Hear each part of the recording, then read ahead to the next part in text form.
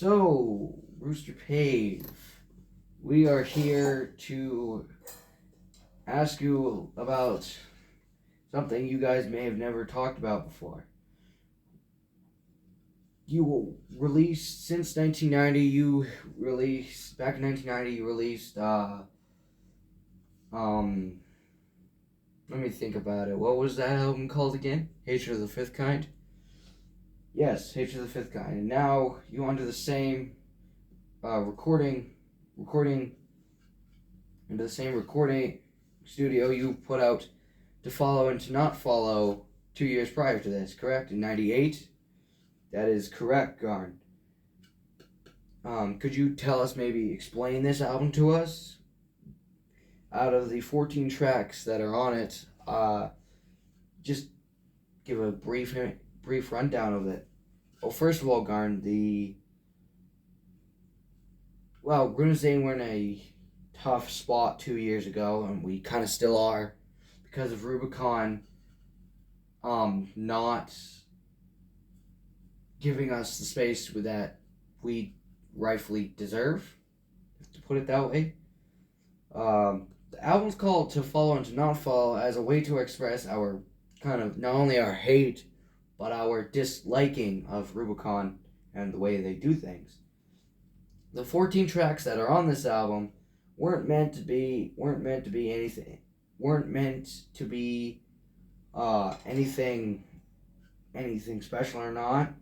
We got the first 4 songs, Told To, which just means kind of like do what you're told to, blah blah, not branded. Number 2 means that you can't brand us. You don't own us. Number 3, Sun Shower is a cover of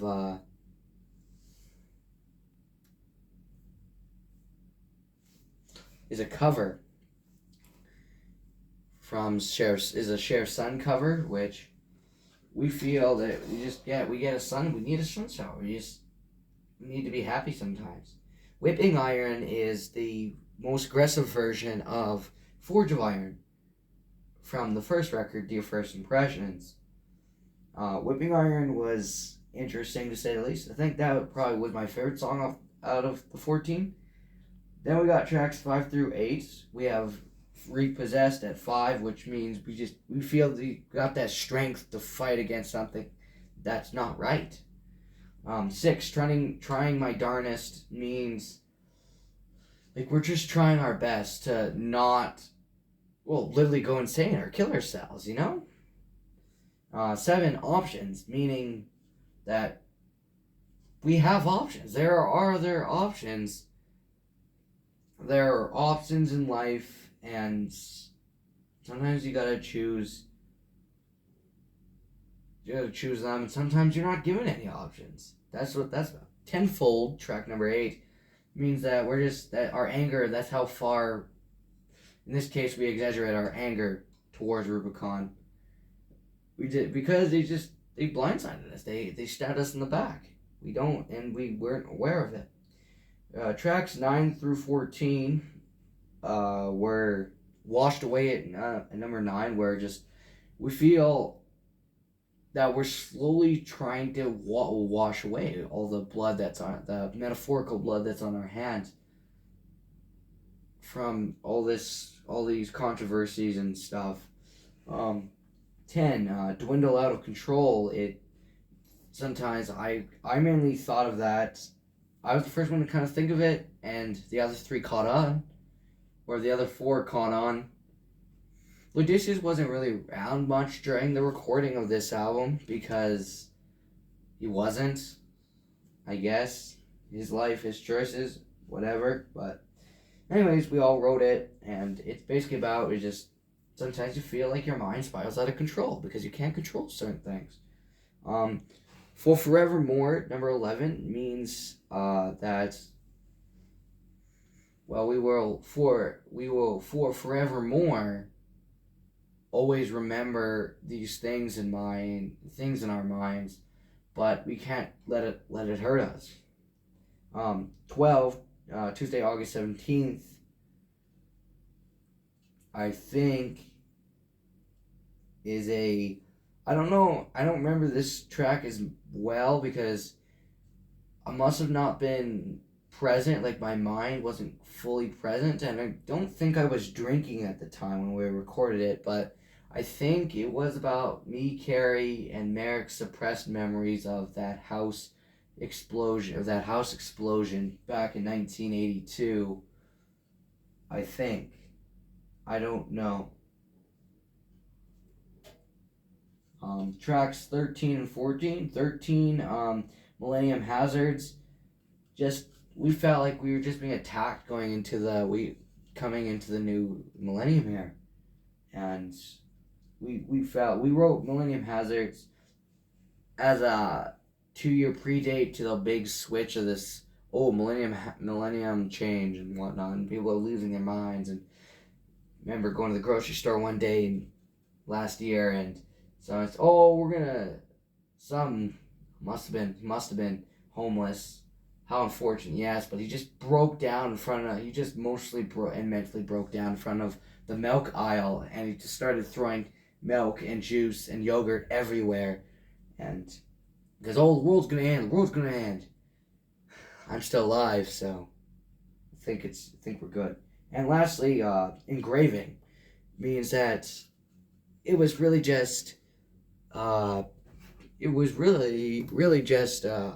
The song engraving was really just something that, I don't know, just that we were engraving our mark into history.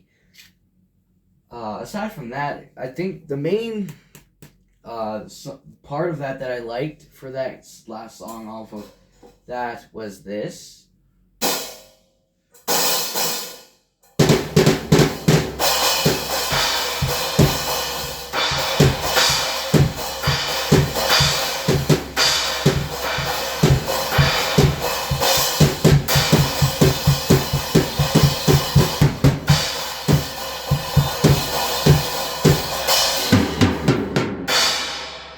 Something like that, Garn. That was the best part of the entire album, I think. Outside of Whipping Iron and that part from engraving, that's about it on that part. And do you think, is that it? Does that answer your question, Garn? I think so, Mr. Pave. But do you think... Yeah, I think that's very good. Hopefully this thing with Rubicon and blows over, and we can get some real good music from you guys. Not saying that any of your albums are bad, just I prefer the fans out. I know there's fans out there who want to hear you play so bad, and I know that. I know, Garn. I really want the fans to see us again, because I haven't felt really musically alive since 1987, which that seems like an exaggeration, but that's how I personally feel. But yeah, hopefully we will get out there.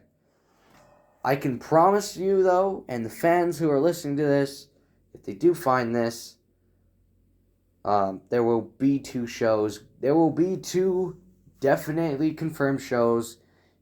One this year and one in the start of next year. So prepare all you fans for August of 2000 and March of 2001. Runa Zane are coming to the stage to blow your socks off. Thanks for having me, Garn.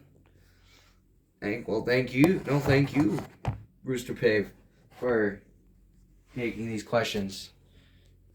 And I think we're good here.